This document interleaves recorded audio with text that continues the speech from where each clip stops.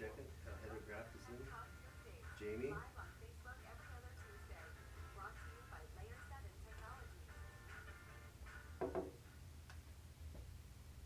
Okay, just want to welcome everybody. I see there's quite a few people starting to check in. Thanks for coming. Make sure you, once you're here, you check in, click the red button, get some questions ready.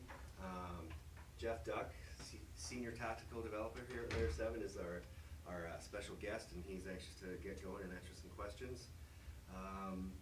But yeah, make sure you get your questions in through the feed, and I'll turn it over to Geoff to just sort of introduce the topic. We're going to talk API optimization and caching.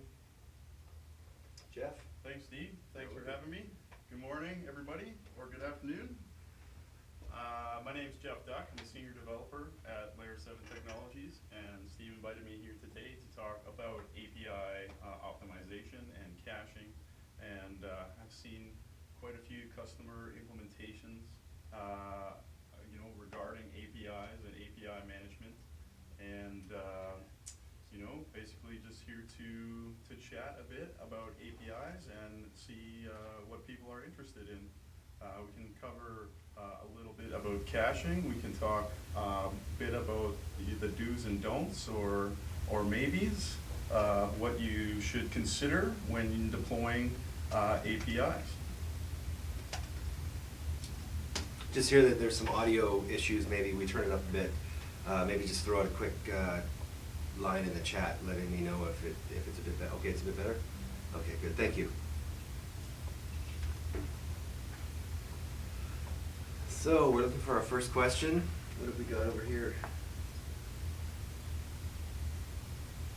What are some of the basic concepts about optimizing the API that we should be aware of, just to kind of get it going? Sure. So basic concepts about optimizing an API. So when you're securing an API with the Layer 7 appliance, there's a few things to take into consideration. How is your API endpoint provided? Are you providing a service deployed with the REST interface? Are you deploying it with a SOAP interface?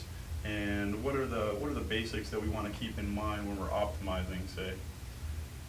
Optimization is sort of like beauty. It's in the eye of the beholder. How much optimization you need to do really depends on your implementation and what your what your SLA dictates.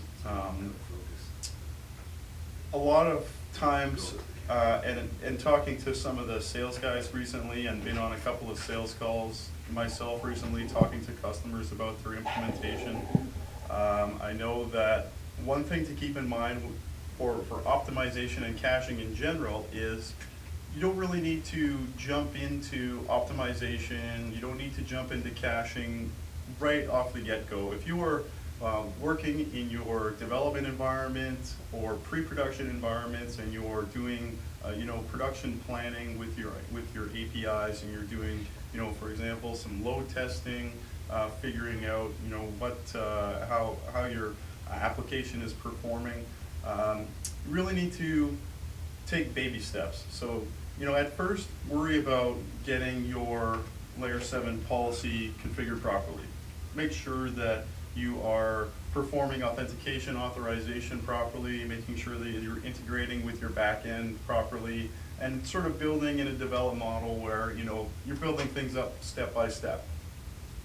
Once you have your service laid out and your policy is configured and working adequately for your development environment, then you can start to take a look at numbers. How well is my service performing? How many requests a second can I handle?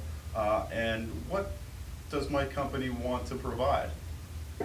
Do we need to be concerned about how many requests a second? If we're working with a service or an API that is being hit by 50 people a day, probably performance isn't such a big requirement. Just making sure that the service is up and available is more of a requirement than making sure that you can handle 1,000 requests a second, or whatever you might be. So one thing to keep in mind when you're building up your service policy and when you're thinking about optimization is, how optimized does it need to be, and is what I have right now adequate? We've got a related question too here, I think. what are some bottlenecks you've seen in API performance? Bottlenecks in API performance. You know, we worked with several customers where performance is a large requirement. So, you know, they have strict requirements where they must provide a certain amount of throughput. Some of the bottlenecks have to do with working with the request message in policy often, performing transformations using XSLT, or working with regular expressions and parsing off of the initial request object several times in policy can definitely be a bottleneck. A lot of the times you can get around that by initially performing an XPath, say, to grab out the part of the message that you're interested in, and then work with that chunk that you've pulled out for the rest of the policy, instead of going back to the request again and performing another XPath or performing more regular expressions, you know, over and over in the policy can be one bottleneck. Another bottleneck when you're talking about performance, we have requests coming into the Layer 7 gateway, and depending on what you're performing, what you're doing in your Layer 7 security policy, back-end requests to, say, a federated identity provider, back-end calls to a database, calls to Oracle, Oracle Access Manager, any calls where you're going out from the gateway relying on another third-party product to return information can be a bottleneck. So you want to consider whether or not caching can be used at that point to avoid making calls to a separate back-end service or a back-end server in your policy if you don't really have to. If you're making calls to gather data like address data, or doing LDAP queries to gather data from an LDAP, you can consider at that point caching the information so that you don't have to make a call to the LDAP on every single request. Maybe you can reuse some of the data, like addresses or locations, or information that's not changing rapidly is a good candidate for data that can be cached. I just want to jump in for a quick second, and I see there's quite a few people checked in, but there's also quite a few viewers. So don't forget to actually check in and put your questions in through the feed. I mean, you're welcome to watch as well, but we'd really like you to participate and formulate some questions. So there's quite a few people that are just viewing right now, and we'd love to hear from you. So make sure to click the red button. It says check in and chat if you're on the Facebook app, and you can just put your questions right through. So the next question is, can application content be cached as well? Absolutely. We have a good caching infrastructure where you can cache application content. If you have depending on what your application does, you can most definitely cache application content. There's actually a tutorial on the Layer 7 website around content caching, and you can cache based around working with a user that belongs to a group, or you can cache content specifically to an incoming user that's accessing your API. And the article we have on the Layer 7 website talks about which would you like to, or how you would go about caching and using the cache key in the correct manner to cache it for groups or for users specifically. Okay, and should I cache data early in my policy design phase? Well, yeah, Steve, you can. If you're familiar with the Layer 7 product, then I think that you can, and you're familiar with building services, and the more you become adept at building a Layer 7 policy, you can work caching in early on in your design. But like I said, if you're, the name of the game is creating services that work. So I think focusing first on performing a design that satisfies the main requirements for authentication, authorization, and securing your API first, and then going back and taking a look at what your optimization options might be. So you might want to take a look at, what data do I have that I'm working with in my policy that is a good candidate to be cached, or am I just working with data that is changing rapidly, that may not be such a good candidate for caching? Here's another question through the feed too. That's a clean whiteboard. Can you sketch out an API architecture that includes dynamic caching? Yeah, sure, absolutely. So, an example of an architecture using the layer 7 XML gateway look something, in general it looks something like this. We have end users or end user applications that are developed that are going to access a published API that somebody's providing. So Steve here has an internal server. It's hosting an enterprise solution, and we publish 2 endpoints that are available via web service, and they're both SOAP endpoints. And outside, and then we have, sort of the DMZ, where we put the layer 7 gateway, generally. And we have calls coming in from the World Wide Web. So we have calls that are coming in from the World Wide Web that are hitting endpoints that we set up on the layer 7 gateway. The layer 7 gateway then performs some authentication or authorization. There's a couple different options here. Perhaps we have an LDAP server where you go out and perform user authentication. Maybe we grab some LDAP attributes to perform, some further, verification of user attributes. And we might even reach out to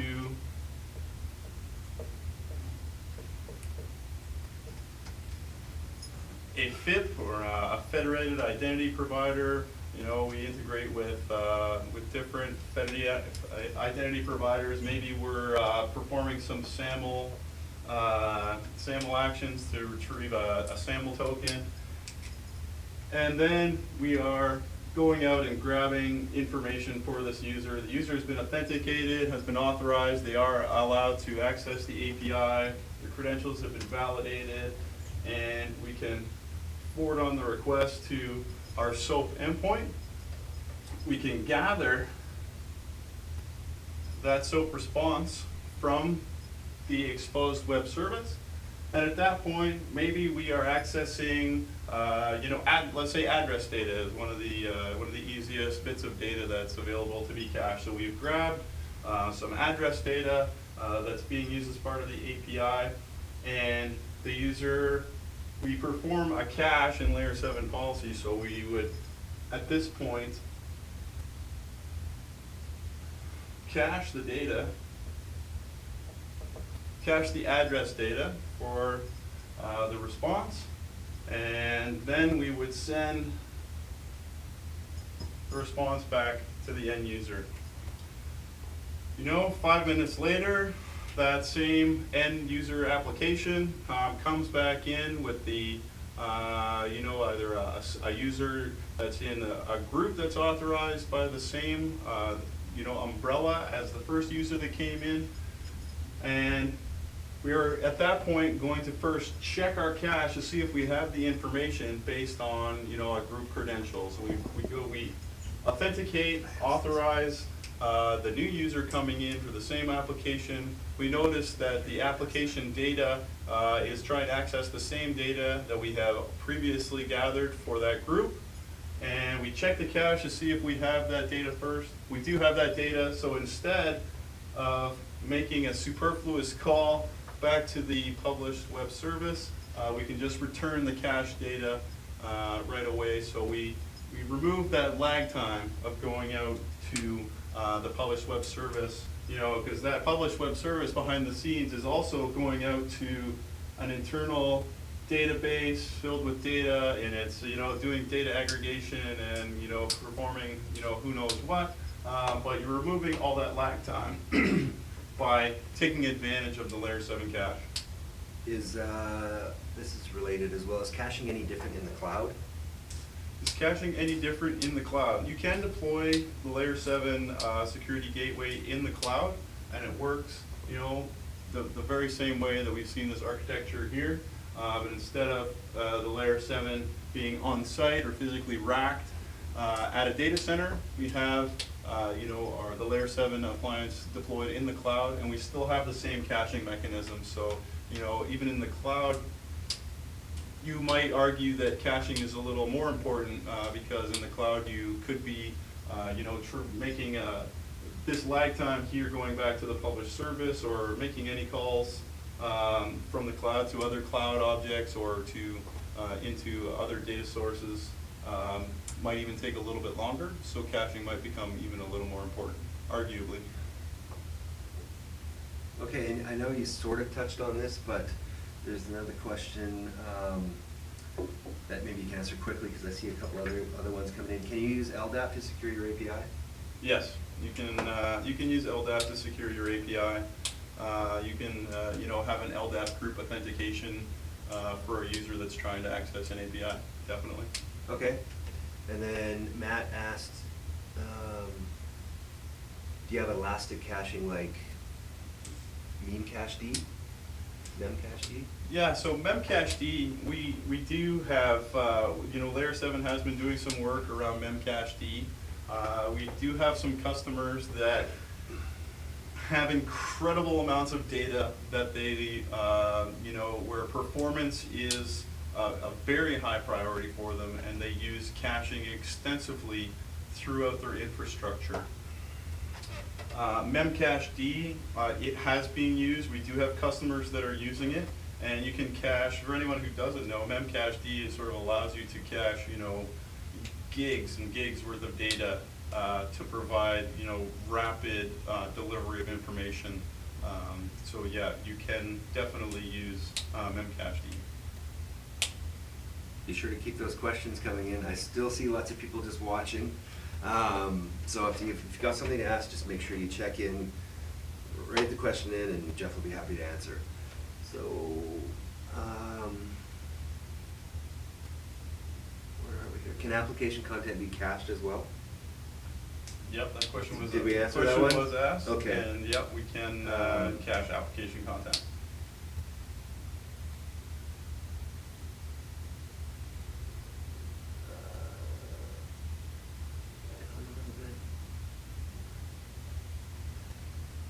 What are other optimization mechanisms that I should consider for my APIs? I think the main optimization considerations that you want to keep in mind is, you know, first of all, what's your SLA?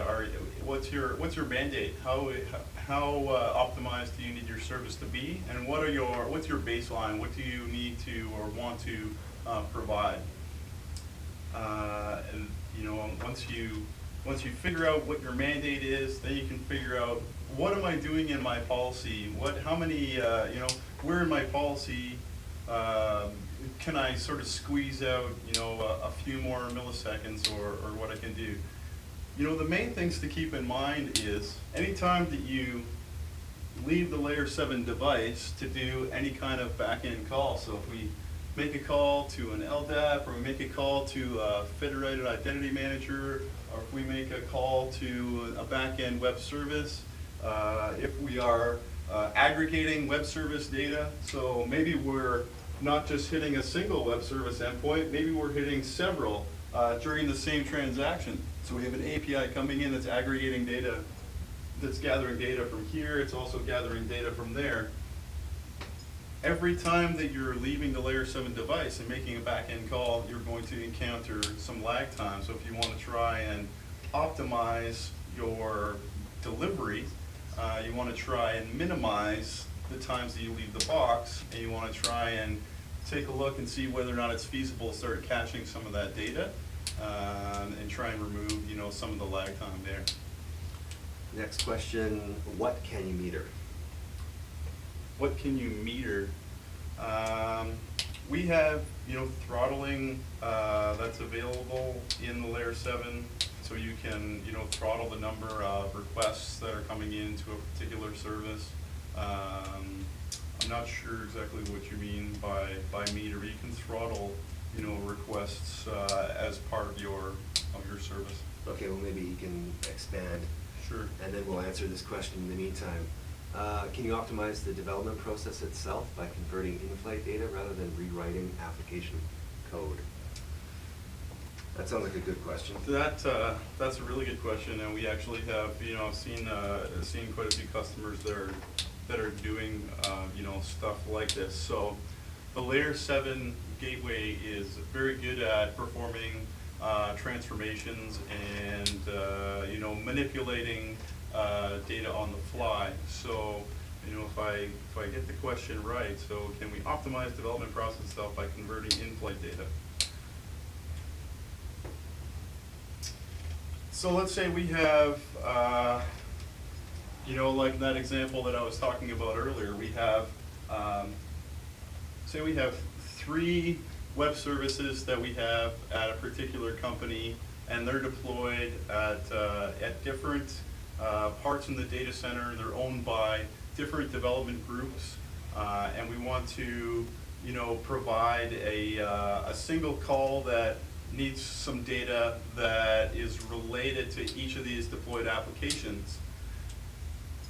In policy, in Layer 7 policy, you can, do things like make several calls to available web services to gather data. Then you could, perform some data manipulation. You can generate a single response message doing transformations using XSLT transformations, for example.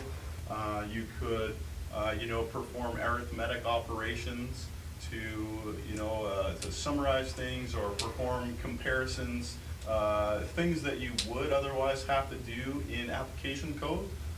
So you don't have to, at that point, I guess, you could optimize your development process instead of having to, redeploy a whole new application or aggregate in code the logic that's happening in each of those published web services. You can go out and hit those services from a single policy and aggregate the data then. So you could use the Layer 7 device to help optimize your development. Take this question here from Sean. Any tips for executing load testing to ensure performance is meeting requirements? Okay, well that's a good one. Tips for executing load testing, ensure performance is meeting requirements. At this point there's a lot of different testing tools that are available. I think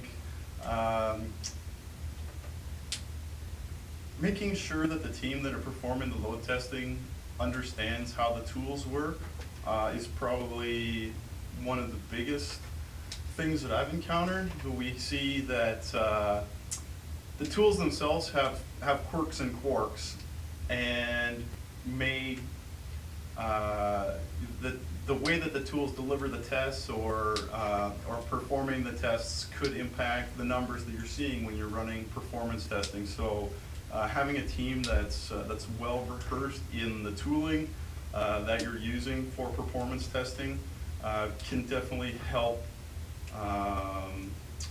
make sure that you're performing quote-unquote good tests that are making sure that you're getting the numbers that you're hoping that you're going to see in production. I think that's probably my biggest tip. Having good tools to perform the load testing and having a team that's well rehearsed in using those tools to make sure that your performance tests are as close to what you'd see in production as you can get without actually having it deployed in a production environment. So we'll go back to that metering question, if you don't mind. Sure. What I guess specifically is asking, what can you throttle? Requests, data? I'm not I'm definitely not the super huge expert on throttling. That quite a few customers do use it, and we do provide throttling. But yeah, basically you can throttle, the number of requests that are being processed on a published web service endpoint on the Layer 7 device. That's a good question. If you have a follow-up question, I think, Steve has, Yeah. can gather, some contact information, and we can go deeper if you have some specific question. Sure, let's take this question from Jamie.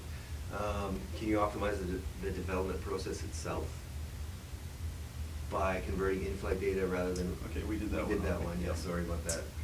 Here we go. Can you mock up response data to optimize the testing of client applications? That's that's a really good question. So the question was, can you mock up response data to optimize the testing of client applications? And most certainly you can. If you are using, clients that are going to be hitting the layer 7 appliance that you have deployed, you can mock response data, and you can probably do it in a few different ways. The way that I do it most often is by using the return. There's an assertion in the layer 7 policy building language that we have called return template response. You can build up templates that could be valid or invalid data that a client would be expecting to receive from the layer 7 device, and you can do that quite quickly and quite easily. You have sample data. It's very easy to put together some mock responses from the layer 7 appliance with publishing services that the client applications can hit. Another way to do it would be perhaps to have your data available in a data source. You could have the data in a database, and in the layer 7 policy, in your policies that are going to provide that mock data response, can reach out and do a database call to gather the mocked up response data and then return that data. So that's another way to sort of another option for managing template response data. Okay. And I hope we haven't answered this one. I went out of order and I lost track, but let's try Matt's question. Do you know of any companies caching REST responses in order to scale, or is that dangerous? Okay, scaling. Scaling is the question of the century, I think. To scale or not to scale. That is do you the know question. any companies? That is the question. Do you know any companies caching REST responses in order to scale, or is that dangerous? I mean, danger is only danger if you're not willing to accept the risk. You can definitely cache REST responses. We have the ability to cache, all sorts of different data, and REST responses can be one of the pieces of data that you can cache in order to scale. In general, deciding whether or not you're going to scale is going to depend on your load testing. So if you're performing load testing in your pre-production environments and you're expecting to support a certain number of requests per second, a certain threshold that you're going to meet, you need to really take a look at your data and see whether or not you're meeting your needs. The only way to decide whether or not you're going to scale is by increasing the load. For example, if I have 10 web service endpoints that I have exposed, and I have in production right now a certain amount of traffic that I'm seeing on those, I'm monitoring that traffic. I'm doing audit logging to keep track of some numbers, and I'm running reports, either weekly or monthly or daily to see, how much traffic have we seen, how much CPU are we using, how many requests are we getting, and okay, I'm looking ahead 3 months, and in 3 months I have 2 more service endpoints that I would like to provide. Can I take a look at those 10 services that I have right now? Can we optimize the request per second by introducing some caching optimization into here and there through the policy? So you can do a policy review to see if you can squeeze out a few more cached objects in there to reduce some of the latency. And then I would publish my 2 new services that I'm going to deploy in my pre-production environment and add those to my load test. Then I have to take a look at, based on the load tests I was seeing before I published those 2 new services, and the load testing numbers that I'm seeing after I publish the 2 new services, can the gateway handle publishing, can the gateway handle the new traffic? I'm expecting that I'm going to be, getting hammered on these 2 new services, and I was already getting hammered on the last 10 that I have published. So in my load test environment, I really have to take a look at the pre and the post numbers and see whether or not I'm getting the performance from the layer 7 device in order to see whether or not I have to scale. If I'm not seeing those numbers, maybe I have to, consider scaling. Maybe I don't have to scale yet, but I also have to keep in mind a couple of other things. What are my spike data? What times of the year, what times of the day am I seeing data spikes? And what is my SLA? What's my high availability? If you have a mandate to return a response to any requester within a 400 millisecond threshold, you need to take that into consideration in your load testing and see, when I add my 2 new web services and I'm seeing all this data, am I seeing the numbers? So in that case, I would say that, yeah, caching in order to get better numbers for scaling could be dangerous, because even if you're doing extra caching, you might see better numbers, but if you have a 30% increase in traffic in a certain spike, then maybe that's not going to cut it for the production environment, and maybe at that point you have to consider scaling. Okay, so another question from Jamie.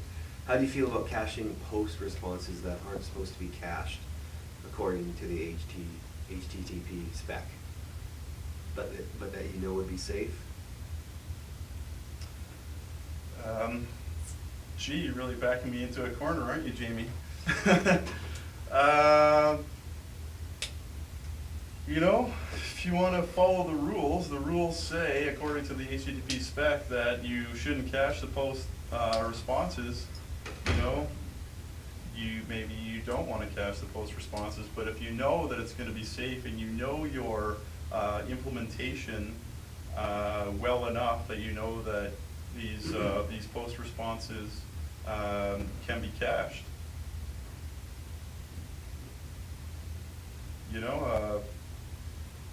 maybe you want to consider it. That's a tough question. It is a tough question.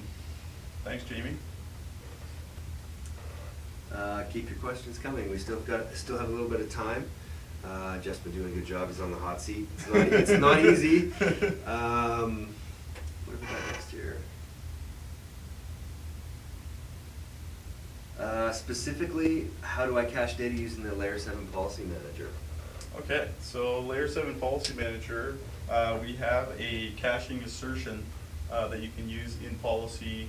So if you're, when you're working with the Layer 7 policy and you're gathering data, we're manipulating data, we're using data in context variables and in various, request response objects that we have access to. There's a caching assertion in the policy manager. You drag and drop it, from the palette into your policy, and whoever is your policy designer or is managing the Layer 7 policies has access to that assertion. And I know that there has been some work around memcached as well. So there is, I'm not sure if we have a memcached assertion ready, but if you have internal code, you can build a custom assertion that can take advantage of any of the memcached IP that you may already have internally, so you could make calls to and from your memcached implementation in order to take advantage of that cache. So in the policy, you can do a store to cache in the policy, and you can do a lookup in cache based on a caching key that you set. And that caching key can be anything, but really a lot of the time it's going to be sort of context sensitive. Either you're caching for a user, or you're caching for an implementation, or you're caching for you know, based on a location. So you have it's a key value pair, and you use the store to cache assertion to put it in the cache, and you use the lookup in cache assertion to retrieve it from the cache. Cool. Got another question from Sean. In terms of scaling, what do you think about software versus hardware load balancers? That's a good question, Sean. Software versus hardware load balancers. You know, a lot of the customers that I've worked with, you know, it almost seems like F5 is the word when you talk about load balancing. Whether or not you have to use a hardware load balancer, I think it comes down to your internal testing and your internal, you know, mandate. I have no particular preference because I don't support a production environment requiring load balancing. You know, the layer 7 gateway works behind the load balancer generally. So, you know, it's a really good question, but I'm really not the authority to answer it. Okay. So, is it possible to perform QoS or QoS style prioritizations on REST APIs? So is it possible to perform quality of service style prioritization on REST APIs? I think that's quality of service. And the answer is possibly. REST APIs can be accessed and you know, you could prioritize calls or do things based on the caching, depending on if you are, you know, a member of a group, or if you're a member of or if you're a particular users. So, for example, in the API world, when you're working with some of the API deployed infrastructures, there's the concept of different levels. You could be a customer that has access to a company's API, and you subscribe to the silver category, where you're allowed to, you know, you're allowed to make 500 requests per day on a particular service, and you're allowed to, you know, make 1,000 requests a day on the development sandbox. Or you could subscribe, another user subscribes to the gold plan. So you could have access to, you know, 50,000 requests per day. So using the layer 7 gateway, you can enforce different things like that. You can enforce prioritization for users who are accessing your APIs. Maybe you have, you know, the silver users are allowed to make a request to the API that's retrieving data and is returning data that has been cached for 5 minutes. So, you know, we have a stock plan website that users can call the API to retrieve the value of a particular stock, but the users who are subscribed to the silver plan are retrieving data that has, you know, that could be up to 5 minutes old, while the users who subscribe to the gold plan are getting, you know, up to the minute, you know, values for stock information. And you can do that with the layer 7 gateway using the caching techniques, using logic based on their groups and their authorization. Okay, we've got a few questions coming in through Twitter too, so I'm going to say, Rod, we're going to get to your question soon. But Jeff Gillings, it looks like he's got 3 questions, so okay. I'll just sort of start at the bottom, which was probably the first question. Sure. Regarding the regular expression assertion, is the pattern complied once, or is it compiled once, or is it compiled for I don't think we're seeing the whole question. Yeah, the whole basically. question. Okay, the so question's cut off. The pattern itself in the regular expression assertion is compiled once. However, you know, I did mention a little bit before that if you're performing regular expressions on the incoming request object, then the incoming request is going, you know, has the possibility of getting parsed several times. So if you're gathering data, it's almost better to retrieve sub-chunks of your data to work with instead of parsing off the initial request every single time using regular expressions. So if you have 4 regular expression assertions in your policy, and each time you're performing a regular expression on the incoming request, you are definitely going to see some performance hit there. If you, alternatively, perhaps you might perform an XPath to get a subset of data out of the request and perform regular expressions on that subset. You could probably see performance improvements by working with data that's been retrieved and stored into context variables that can be accessed later. Yeah, sorry, your question got cut off. What happens is the hashtag gets automatically added to the end of your tweet, so it may cut off a few characters. So we'll try to get, Jeff's got 2 other questions, and then there's another one on top that I think is, the whole thing is in it. So, and you explain how the policy logic is executed. Does the logic get compiled into bytecode? And then it's cut off a little bit, so I don't know, is that enough for you to answer? Okay, yeah, I think so. So how is the policy logic executed, and does the logic get compiled into bytecode?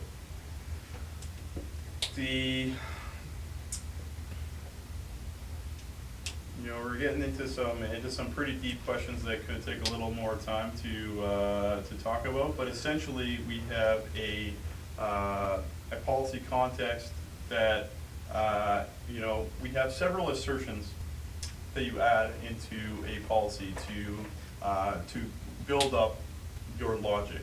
And is it compiled into bytecode? No, it's not compiled into bytecode under the covers. It's not to mean that it's not to mean that it's detrimental to performance by any means. Depending on some of the subtleties on how you're building up your policy, it does it's not bytecode, but it's rip roaring fast. Does the HTTP routing assertions use a connection pool to a particular endpoint, or does it EST? Yes, absolutely. So HTTP routing assertion does use connection pooling. Okay. We've got XML King as a question. Will it be possible to implement message level confidentiality and integrity security for REST? Will it be possible to implement message level security for REST? You could, the answer is yes. There's some new technologies that are coming along that are going to allow you to secure REST messaging. Is it there right now? I don't have really enough experience with the production REST environment to tell you whether or not you could have secure message level integrity right now, but I do know that there's a lot of work being done around OAuth to make sure that it's starting to get there right now, definitely. So I think we'll answer Rod's question through the stream and then come back to XML King. Okay. How's that? Sure. Okay. So Rod asks, we're looking at our caching strategy in cloud. In a cloud environment, Amazon AWS, VMware, etc.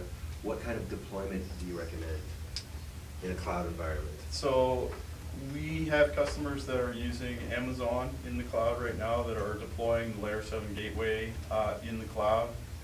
You have, the AWS services provide a lot of, pretty neat functionality. So you can, work with their, elastic block storage. You can work with their, scaling that's available. What do we recommend? We recommend what works for your company's solution. So we have the Layer 7 gateway is available to be deployed in the cloud, and when you're talking about caching, you can use the caching just as easily in the cloud as you would in a home service data center. So that's also that's a pretty broad topic that can be take up a lot of time to discuss the cloud and how we could implement the Layer 7 gateway in the cloud. But suffice at this point to say that we do work well in the Amazon Web Service environment, and we do have customers that are using it there. Okay. So we definitely have 2 more questions from XML King. Can we use SPDY protocol with layer 7? I'm not familiar with SPDY protocol at this point, but it sounds like I probably should. Okay, and then I'm gonna have to look that up. I'm not sure what that means. Can policy assertions can be processed in parallel in layer 7? Yes, absolutely. So if you have assertions in your layer 7 policy that could, that fit in a model where you can perform things concurrently, we do have a way to do that. And I think it's, I can't remember the exact name of the assertion off the top of my head, but there is a mechanism that you can drop in, a bunch of assertions and specify that, these 4 assertions should be run concurrently, and they will. Okay. Let me just, what do we have for, any questions left through the stream? No? And did we answer all the Twitter questions? I just want to make sure if Geoff is still with us, if we answered all his questions. I think we did. XML King, and then back in the feed. So if anybody has any final questions, fire them in quickly. I think it's time for Geoff to take a break, maybe drink a glass of water. Yeah. And yeah, thanks everybody for participating. We really appreciate it.